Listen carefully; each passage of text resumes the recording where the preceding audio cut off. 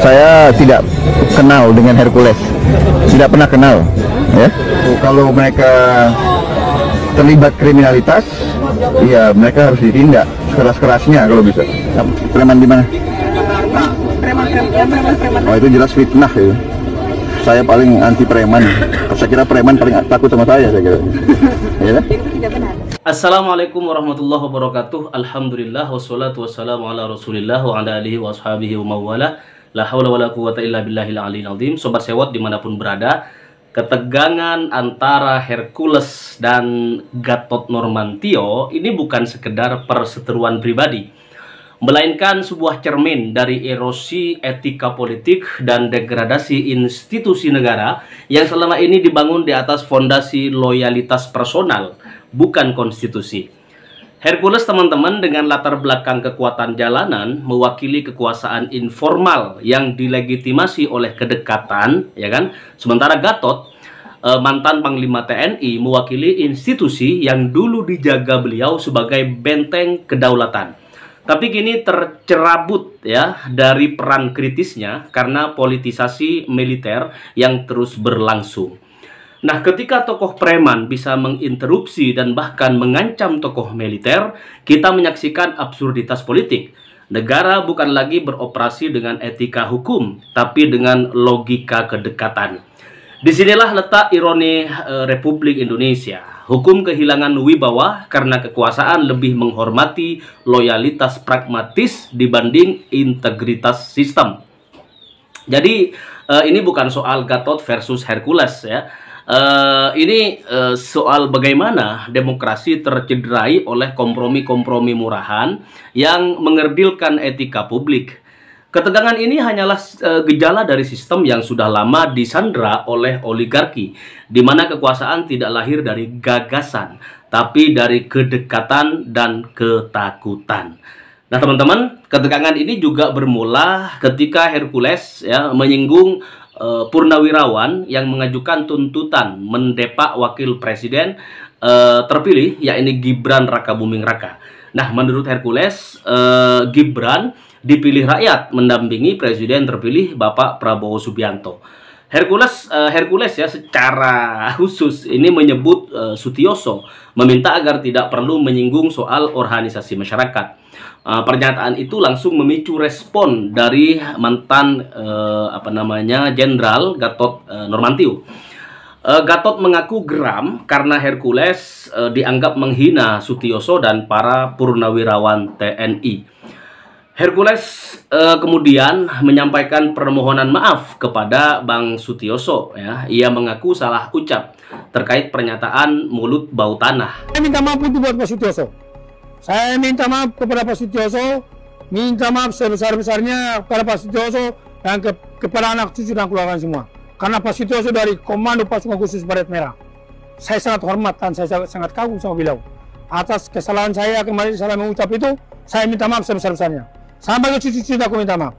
Namun berbeda dengan nada damai terhadap Sutioso, Hercules justru melontarkan pernyataan keras dan belak-belakan terhadap Gatot Nurmantio. Dia menyatakan bahwa dirinya tidak takut dan tidak menghargai Gatot. Saudara Gatot Nurmantio, saya tidak takut sama Anda. Saya tidak menghargai Anda. Ya, jadi kenapa aku bisa begitu terhadap saya, bengis banget gitu loh. Ya, bengis banget loh. Lah aku salah apa? Aku nggak salah, nggak punya salah dengan Pak Gatot loh. Pak Gatot sampai bicara premanisme, apa, kurang ajar, apa? Aku salah apa, Pak Gatot?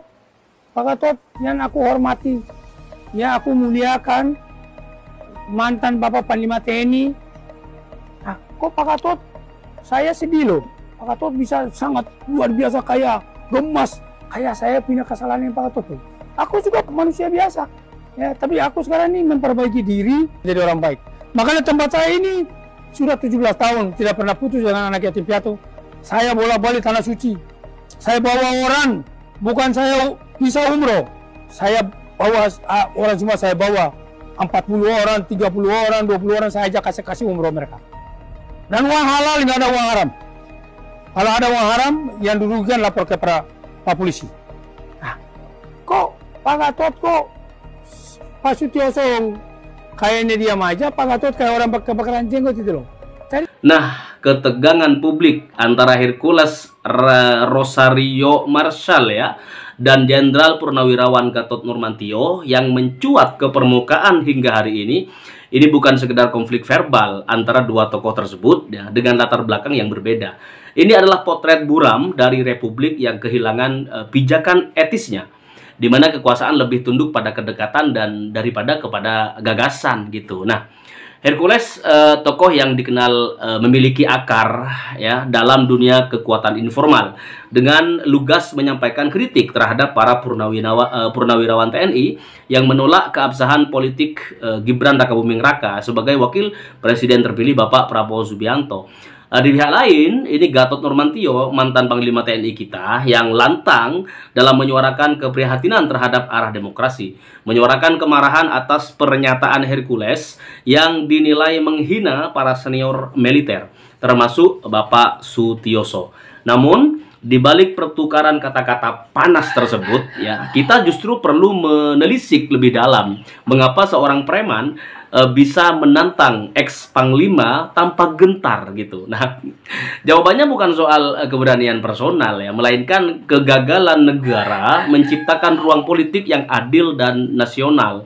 Nah, ketika hukum tak lagi berpijak pada prinsip dan aparat lebih menghormati kedekatan ya dibandingkan integritas, maka lahirlah absurditas semacam ini. Nah, oleh karenanya teman-teman, ketegangan tersebut ini merupakan gejala dari sistem demokrasi yang dibajak oleh oligarki dan kompromi pragmatis. Negara kehilangan otoritas moral saat tokoh-tokoh informal diberi panggung yang setara atau bahkan lebih kuat dari institusi resmi. Ini adalah bentuk banalitas politik ya, di mana premanisme bisa menjadi simbol kekuasaan dan militer yang dulu disakralkan justru didegradasi oleh sistem yang mengebiri peran mereka. Nah, demokrasi seharusnya dibangun di atas perbedaan nasional, bukan ancaman fisik. Ketika figur seperti Gatot yang mewakili nalar institusional dikalahkan oleh gaya Hercules yang simbolik gitu, maka republik ini tengah memainkan drama yang sangat tragis gitu. Kekuasaan tanpa etika dan politik tanpa logika. Apakah yang bisa kita pelajari dari kasus ini, teman-teman? Bahwa demokrasi bukan hanya soal prosedur pemilu, tapi juga menjaga etika publik dan menghargai peran institusi. Tanpa itu kita hanya akan menyaksikan panggung kekuasaan yang diisi oleh aktor-aktor yang lebih dekat ke panggung sandiwara ketimbang forum kebijakan. Nah, biar lebih jelas dan lebih semakin memantik emosi kita dan kita lebih bijak nantinya mengambil arah, mari kita kasih reaksi buat beberapa pendapat mulai dari Rocky Gerung dan Bang Adi Prayitno berikut ini, teman-teman. Purnawirawan ini adalah orang-orang gila, Pak. Satu, orang gila. Yang kedua, orang-orang penakut dan sangat takut. Ini dulu yang perlu dipahami. Gilanya apa? Para purnawirawan ini adalah gila sangat mencintai negara kesatuan Republik Indonesia. Itu satu poin dulu. Yang kedua, para purnawirawan ini juga jiwa korupsinya tinggi. Sangat mencintai Presiden kita Pak Prabowo. Itu latar belakang. Yang kedua, para purnawirawan ini penakut. Takut kepada Tuhan Yang Maha Esa, Allah Subhanahu wa Ta'ala. Mengapa? Karena semua purnawirawan ini pernah bersumpah secara pribadi. Yang beragama Kristen, demi Tuhan saya berjanji. Yang beragama Islam, demi Allah saya berjanji pribadinya. Akan selalu setia kepada negara kesatuan Republik Indonesia yang berdasarkan Pancasila dan Undang-Undang Dasar 1945. Sampai dia mati, sumpah ini masih berlaku pada dirinya sendiri. Nah itu. Kemudian, takut juga perjuangan yang selama ini dilakukan untuk mempertahankan kemerdekaan ini, yang berliku-liku, itu akan terjadi kekacauan dan lain sebagainya. Mengapa demikian? Tentu sama-sama kita sudah pahami. paham bahwa dengan terjadinya perang Ukraina, bahkan terakhir Presiden Putin memerintahkan untuk melakukan serangan dan menyiapkan nuklir. Yang kedua adalah perang dagang antara China dengan Amerika. Sehingga kita ini hidup dalam hutan rimba persaingan perdagangan yang sangat keras.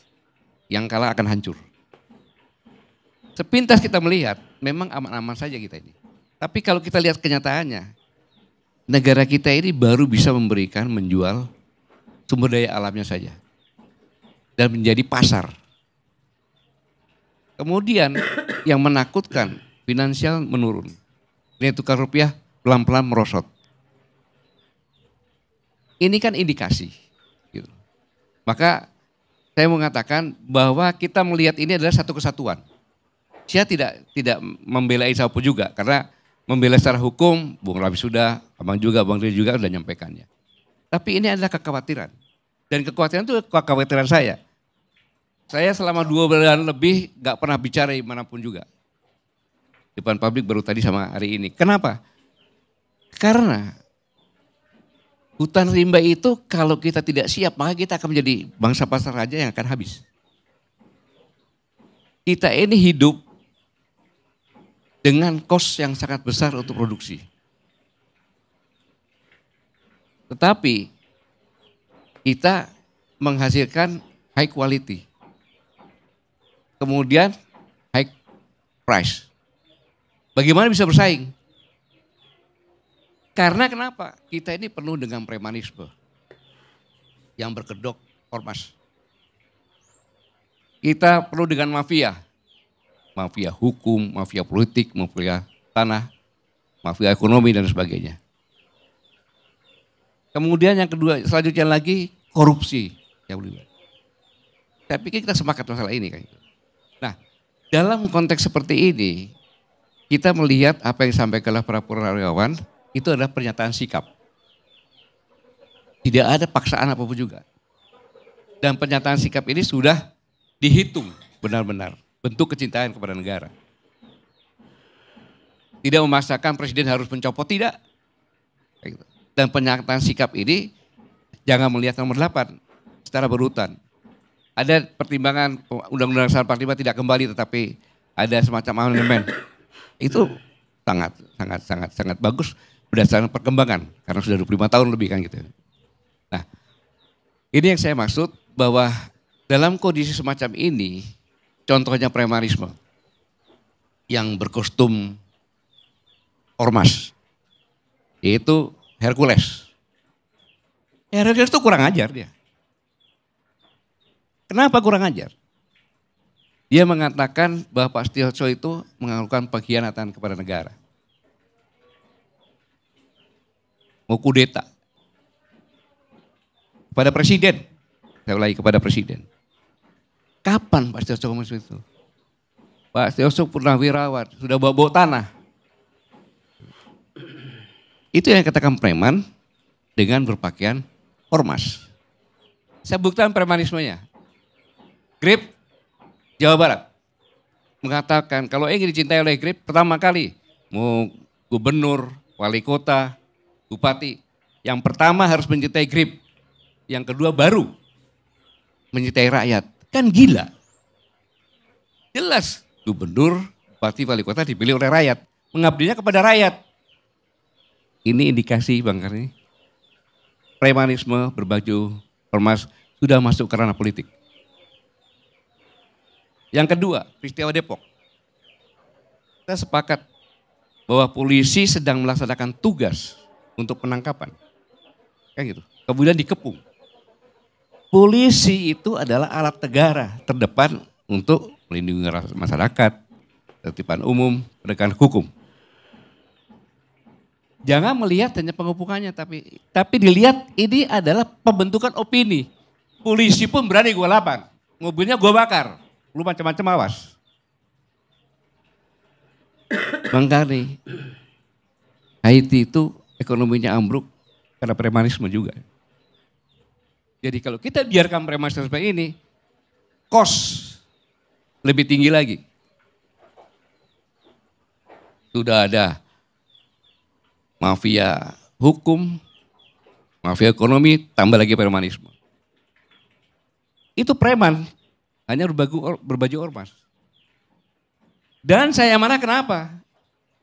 Hercules itu ngomong Pastioso Purnawirawan bawa tanah. Dia menghina presiden saya. Pak Prabowo Purnawirawan loh. Mantan Danjen Kopassus, Pangkostrat.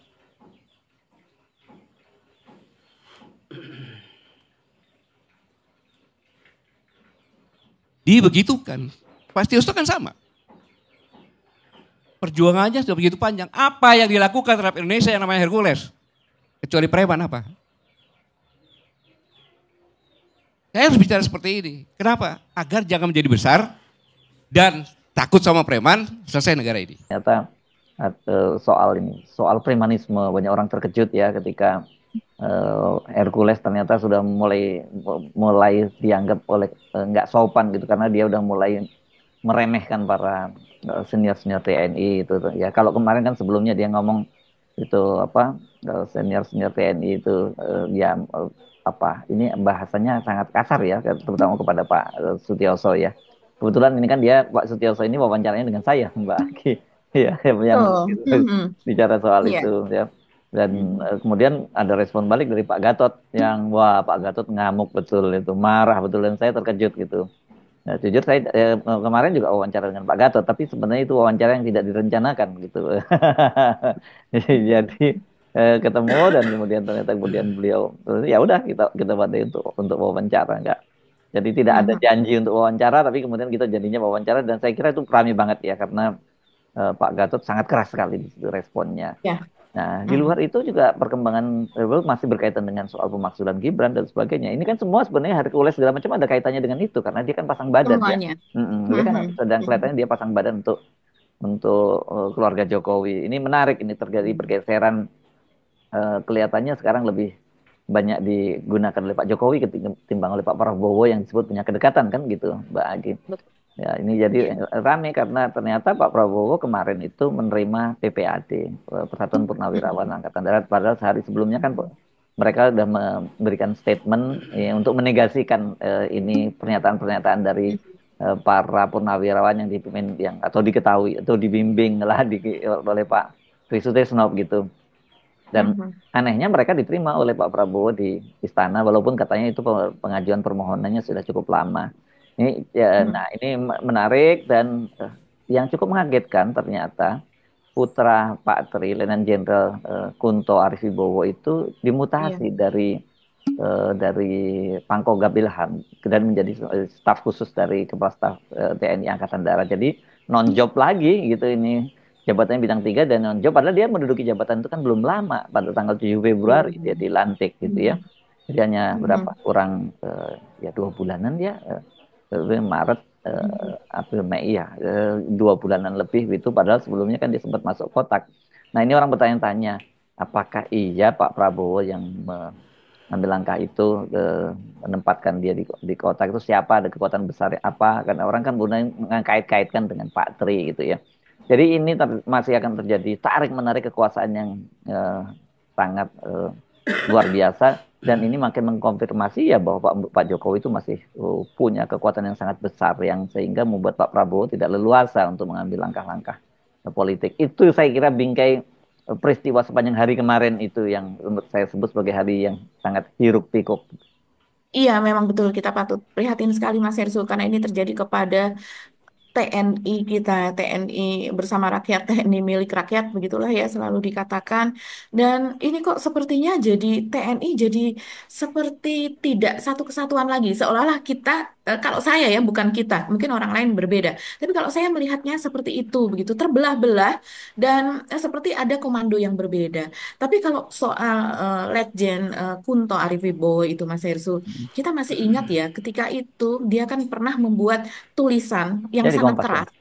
Di Ya, Kompas di ya. masa Pak Jokowi masih berkuasa, dan dia kemudian dari jenderal lapangan dinonjolkan gitu. Dari ya Ketika itu Pangdam Siliwangi kemudian dijadikan Wadan Kodiklat. sekolah. Nah, bukan hanya situ, kemudian jadi staf ahli Sekjen Wantanas, jadi staf ahli Iya. ekonomi. Jadi ini betul-betul ya jabatan-jabatan, bayangkan biasanya Pangdam Siliwangi itu kan karirnya terus melonjak, Mbak. Gitu ya. Betul. Yang menggantikan Hmm. dia semua naik bintang 3 semua dan posisinya prestisius. Yang satu misalnya teman satu angkatannya Erwin Jatniko yang menggantikan dia menjadi Pangdam Siliwangi, terus kemudian sekarang menjadi Irjen TNI Angkatan Darat. Ini kan dia bintang 3 dan Irjen itu orang ketiga lah di struktur Angkatan Hmm. Darat. Kemudian yang menggantikan Erwin Jatniko, artinya 2 kali menggantikan itu